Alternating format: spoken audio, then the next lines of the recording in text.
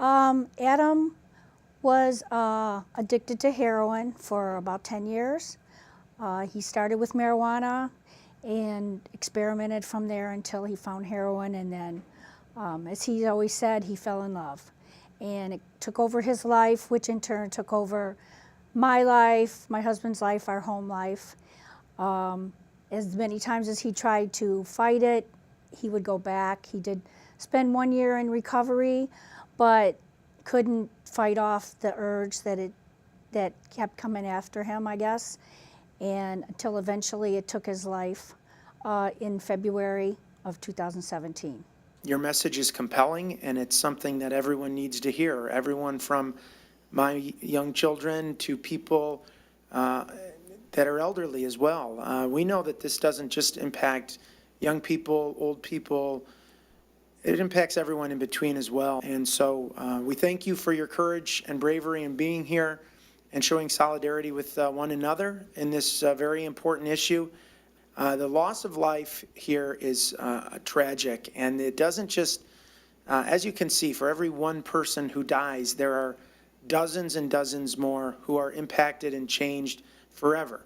So anything that we as the city can do to help in this fight, we are standing ready to do it. He started college comfortably as a new adventure. He was a great artist. That was his talent, and that was his outlet when he had struggles. That was what he went to, was drawing, and a lot of times writing along with it. But that was his talent, and that was what he left. So it kind of warms my heart to know that my hometown is the one city in Macomb County that actually supports Black Balloon Day.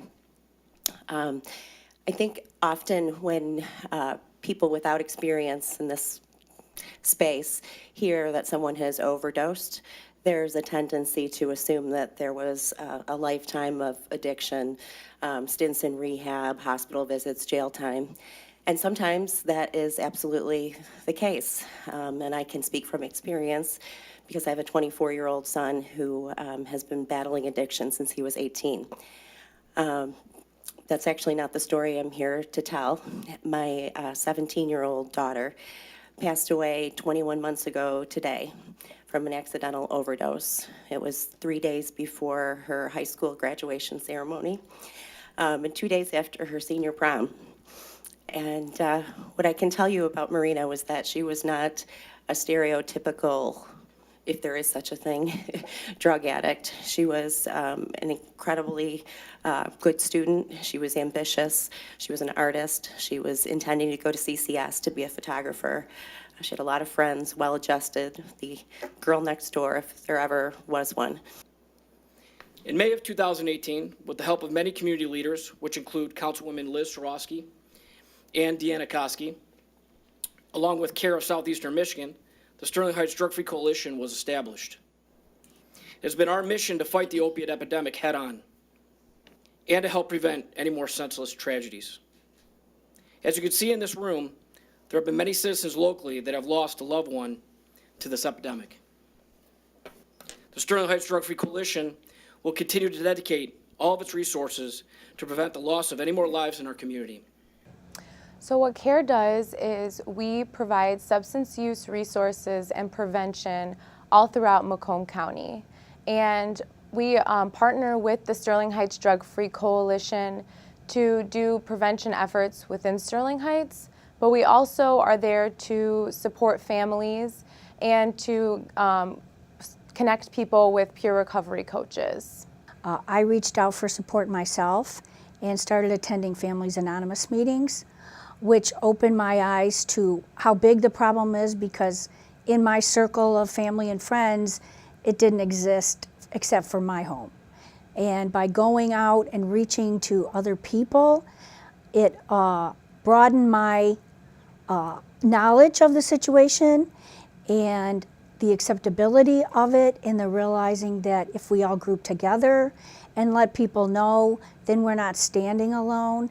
And the fact that it is a disease is nothing to be ashamed of any more than if somebody's a diabetic or has cancer, and it does take over their brain, and nobody's going to know that unless we stand together, and we're not doing it to defend our kids or overlook whatever faults they might have, but we've seen it. We've lived on the front lines when we watch our family members and our close friends struggle. We can see how it can take over a life and how it can take over a brain. When he passed, I wasn't a member of necessarily of the group so far as having a child struggling with addiction. So I branched off and started a grief support group for people that have lost their loved one to addiction. And so that started in April of 2017, and we have had people come, obviously, unfortunately, continuously through those 2 years. One of the things that we always tell family members is to definitely first educate themselves on addiction, because it makes it a lot easier to understand where someone's coming from, and to really be able to understand that someone has to really want to get help. In addition to that, always encouraging them to call the access line, which is where they can first access resources for substance use help.